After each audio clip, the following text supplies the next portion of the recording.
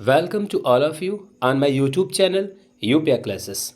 Friends, पिछले कई दिनों से मैं आपको टेंस से संबंधित जो वीडियो है उसको प्रोवाइड्स करा रहा हूं। अभी तक मैंने आपको present indefinite, present continuous, present perfect tense, present perfect continuous, past indefinite और पास्ट कॉन्टिन्यूअस, और उसी क्रम में मैं आज आपको पढ़ाने वाला हूँ पास्ट परफेक्ट टेंस। तो गाइस, आप देख सकते हो कि आज मैं जो कवर करने वाला हूँ वो है इसी टेंस का अफर्मेटिव और नेगेटिव सेंटेंसेस। ठीक, तो चलिए स्टार्ट करते हैं वीडियो को। तो आइए, ये देखिए आपका पास्ट परफेक्ट टेंस, जिसको आप कह सकते हो इस तरीके से आप समझ सकते हो कि आपको इस टेंस में ऐसे वाक्यों का ट्रांसलेशन करना है जिन हिंदी वाक्यों के लास्ट में आप चुका था पाएंगे, चुकी थी, चुके थे, या कभी कभी क्या होता है कि सेंटेंसेस कुछ इस तरह के बन जाते हैं जैसे उसके लास्ट में लिया था, लिए थे, है ना। इस तरीके के भी आपके वर्ड्स जुड़ते रहते हैं, तो आप उनका भी ट्रांसलेशन इसी टेंस के अकॉर्डिंग करेंगे। अब देखिए, थोड़ी बातें आप इसको भी समझ लीजिए कि इस टेंस से यह बोध होता है। ये देखिए, बहुत लिखा गया है, आप यहाँ पर क्या लिखेंगे? बोध। तो इस टेंस से यह बोध होता है कि कार्य भूतकाल में समाप्त हो चुका था, यानी कार्य को समाप्ति दिखाया जाएगा, वो भी किस टेंस में?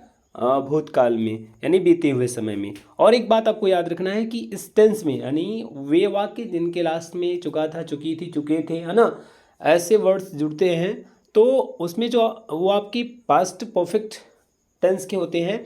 और जो आप हेल्पिंग वर्ब यूज़ करेंगे, ओनली एक ही वर्ड यहाँ पर आपको दिख रहा है, वो है क्या? हैड। तो हैड को आप इसमें मत भूलिएगा, और जो मेन वर्ब यूज़ होगा वो वर्ब की थर्ड फॉर्म। तो इसमें वर्ब, मेन वर्ब्स की थर्ड फॉर्म यूज़ किया जाएगा, और हेल्पिंग वर्ब इसमें आप हैड यूज़ करोगे। तो चलिए स्टार्ट करते हैं अफर्मेटिव सेंटेंसेस। देखिए, ये आपका अफर्मेटिव सेंटेंसेस है। कैसे आप ट्रांसलेट करोगे? देखिए, रूल्स को थोड़ा समझ लीजिए। सबसे पहले जो भी आपको वाक्य मिलेगा उसका सब्जेक्ट आपको रखना है, फिर सब्जेक्ट के बाद हेल्पिंग वर्ब के रूप में आपको हैड यूज़ करना है। Third form of the verb, verb की तीसरी फॉर्म, यानी अगर से गो की बात की जाएगी तो आप गो, वेंट, गान जो पढ़ते हो आप गान यहाँ पे यूज़ करोगे। ठीक, ऑब्जेक्ट, कम्प्लीमेंट्स, अदर वर्ड्स, इसको आपको लास्ट में लगाना है। कैसे आपको ट्रांसलेट करना है, चलिए जाने। तो ये देख सकते हो कि एक एग्जाम्पल आपके सामने यहाँ दिख रहा है कि वह अपना काम समाप्त कर लिया था। अब देखिए, वह अपना काम समाप्त कर लिया था। सबसे पहले आप ये जानो कि इसमें सब्जेक्ट क्या है। तो भैया सब्जेक्ट आपका इसमें ही है, ही मीन्स वह। और आगे बढ़ेंगे तो आपको दूसरे नंबर पर हैड लगाना है। तो जैसे आपने सब्जेक्ट जान लिया, पहले नंबर पर सब्जेक्ट लगाना है, तो ये वह आपका सब्जेक्ट है, इसकी इंग्लिश आप ही लिख लिए। अब दूसरे नंबर पर आपको हेल्पिंग वर्ब यूज़ करना है। अब देखिए, हेल्पिंग वर्ब हमेशा के लिए आप जान लीजिए कि हैड होगा इस टेंस में, तो ये हो गया ही हैड।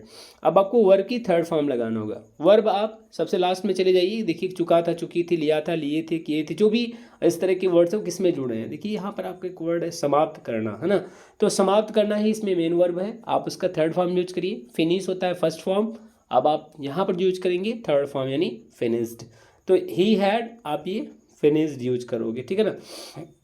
तो फिनिश्ड हो जाएगा, यहाँ आप देख सकते हो साफ साफ मैंने लिखा है। तो पहले नंबर पर आपने ही लिखा है सब्जेक्ट के रूप में, और हेल्पिंग वर्ब के रूप में हैड, ही हैड फिनिश्ड। अब देखिए, ऑब्जेक्ट के रूप में यहाँ पर क्या है? अपना काम, यानी काम है, और ही सब्जेक्ट है, तो अपना की इंग्लिश क्या हो जाएगी? हिज। तो आगे क्या हो जाएगा? Work. He had finished his work. तो याद रखिएगा, करना क्या है? सबसे पहले आपको सब्जेक्ट लिखना है, आप यहाँ पर सब्जेक्ट लिख लें, ये देखिए, ठीक, ये रहा आपका। अब देखिए, हैड यूज करना है, सीधे सीधे इसको आप यहाँ यूज कर लोगे। अब थर्ड फॉर्म यूज करना है, थर्ड फॉर्म के रूप में क्या मिल जाएगा? समाप्त कर लिया, यानी ये आपका यहाँ आप देखिए, ये यहाँ आ गया, फिनिश्ड हो गया। अब ऑब्जेक्ट के रूप में, ऑब्जेक्ट या कम्प्लीमेंट्स जो भी मिल रहा है आपको, यहाँ देखिए अपना काम, है ना, अपना काम, यानी ये चीज़ अपना काम लास्ट में आप यूज कर रहे हो। तो इस तरीके से आप ट्रांसलेट कर सकते हो। आगे बढ़ते हैं, दूसरा ट्रांसलेशन क्या है, देखिए, बच्चे खाना खा चुके थे। अब बच्चे खाना खा चुके थे, ईजी है। आप इसमें सबसे पहले सब्जेक्ट पकड़ो, कौन है सब्जेक्ट, इसको जानो। देखिए, चुके थे ये हो नहीं सकता, खाना ये हो नहीं सकता, खाना खा ये भी नहीं हो सकेगा। आपका सबसे साफ साफ यहाँ पर लिखा हुआ दिख सकेगा आपको कि बच्चे। तो बच्चे आपका सब्जेक्ट है। सबसे पहले आप उसी की इंग्लिश लिखिए। आप यहाँ पर देखिए, फर्स्ट ऑफ ऑल आप क्या लिखा, पहले नंबर पे क्या लिखा? सब्जेक्ट, यानी द चिल्ड्रन, ये हो गया। दूसरे नंबर पर आपको हैड यूज करना है, चलिए हैड आपने यूज कर लिया। फिर देखिए, तीसरे नंबर पर third form of verb use करना है। देखिए, इसमें वर्ब क्या आया? खा चुके थे, यानी ईट। तो ईट का थर्ड फॉर्म क्या हो जाएगा? ईटन। यहाँ देखिए सब्जेक्ट हो गया द चिल्ड्रेन, ये हो गया आपका हैड, और उसके बाद देखिए क्या है, वर्ब की थर्ड फॉर्म यहाँ पर ईटन हो गया। तो द चिल्ड्रेन हैड ईटन, बच्चे खाना खा चुके थे। अब देखिए इसमें क्या है, आप आगे बढ़िए, ये तो हो गया आपका। नेक्स्ट देखिए तीसरे नंबर पे क्या आपको मिलेगा, यहाँ आप देखिए तीसरा नंबर, मैं अपना पाठ याद कर चुका था। देखिए चुका था लास्ट में आ गया, जब भी चुका था आ जाएगा, सबसे पहले आप क्या यूज करोगे? सब्जेक्ट। ठीक, अब सब्जेक्ट यहाँ पर क्या है, आप देख सकते हो कि सब्जेक्ट रूप में यहाँ पर आपका आई मिल जाएगा। फिर आपको क्या यूज करना होगा? हैड। फिर क्या यूज करना है? वर्ब की थर्ड फॉर्म, इसमें याद करना है वर्ब। ठीक, ऑब्जेक्ट या कॉम्प्लीमेंट्स, यहाँ पर ऑब्जेक्ट के रूप में आपका हो जाएगा पाठ, अपना पाठ है, इसलिए आप यहाँ पर क्या लिखेंगे? अपना आई है सब्जेक्ट, तो माई हो जाएगा। तो देखिए यहाँ कैसे ट्रांसलेट किया गया है, समझिए ज़रा इसको, जस्ट अंडरस्टैंड। यस, देखिए ये रहा आपका रूल्स और ये रहा। देखिए सबसे पहले क्या काम करना है आपको, सब्जेक्ट के रूप में यहाँ आई लिख लेना है। मैं है, आपने यहाँ आई लिख लिया। ठीक, तो सब्जेक्ट हो गया आई, अब आप हैड लगा लो, हैड लगा लिया हेल्पिंग वर्ब के रूप में। अब देखिए याद करना, लर्न भी होता है, आप लर्न कर सकते हो, या आप मेमोराइज्ड भी यूज़ कर सकते हो, या आप जैसा कि मैंने लिखा है। तो आई हैड, याद कर चुका था, ये वर्ब के रूप में लिखा जाएगा, वर्ब की थर्ड फॉर्म। तो मेमोरीज, यानी आई हैड मेमोराइज्ड, मैं याद कर चुका था क्या बेटा? अपना पाठ। तो यहाँ हो जाएगा माई लेसन। तो I had memorised my lesson. Next क्या है, देखिए चौथे नंबर पे क्या लिया गया है, देखिए ये अवंतिका पत्र लिख चुकी थी। अब देखिए बहुत इजी है, अवंतिका पत्र लिख चुकी थी। सबसे पहले आपको सब्जेक्ट अवंतिका लगाना है ना, यहाँ आप देखिए सबसे पहले आपको सब्जेक्ट लगाना है अवंतिका, फिर हैड लिखेंगे, आप हैड लिख लिया, तो अवंतिका हैड। अब देखिए पत्र लिख चुकी थी, ये पत्र है, ये लिख चुकी थी, तो सबसे पहले लिख चुकी थी, ये वर्ब है, वर्ब की थर्ड फॉर्म, इसको यूज करो आप। अवंतिका हैड, ये हो जाएगा रिटन, और आगे के देखिए ऑब्जेक्ट के रूप में मिल जाएगा आपको द लेटर। तो Avantika had written the letter. और नेक्स्ट देखिए क्या है, और जल्दी से आप वीडियो को लाइक करिए और इसे शेयर भी करिए। कोई समस्या होती है तो प्लीज़ आप मुझसे ज़रूर कमेंट्स बॉक्स में जाकर के पूछिए। तो देखिए नेगेटिव सेंटेंसेस कैसे इसको आप करेंगे, आपको रूल्स में थोड़ा सा ध्यान देना है कि जब भी ये नेगेटिव सेंटेंस की बात की जाएगी तो रूल्स में थोड़ा सा आपको चेंजिंग करना होगा। क्या चेंजिंग करना होगा, ये देख लीजिए, मैंने आप लिया है। तो ये देखिए सब कुछ सेम है, वर्ब की थर्ड फॉर्म अपने जगह पर है, सब्जेक्ट है, और ये हैड है, ये भी अपने जगह पर। यहाँ पे एक्स्ट्रा आ गया क्या, ये नॉट, तो इससे आपको सतर्क रहना है, आप हैड के बाद नॉट को यूज़ कर लीजिएगा। अब देखिए यहाँ पे एक एग्जाम्पल लिखा गया, वे घर नहीं पहुँच चुके थे, है ना।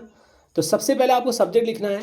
अब आप देख सकते हो सब्जेक्ट इसमें आपका वे है, तो सबसे पहले आप दे लिख लीजिए, है ना।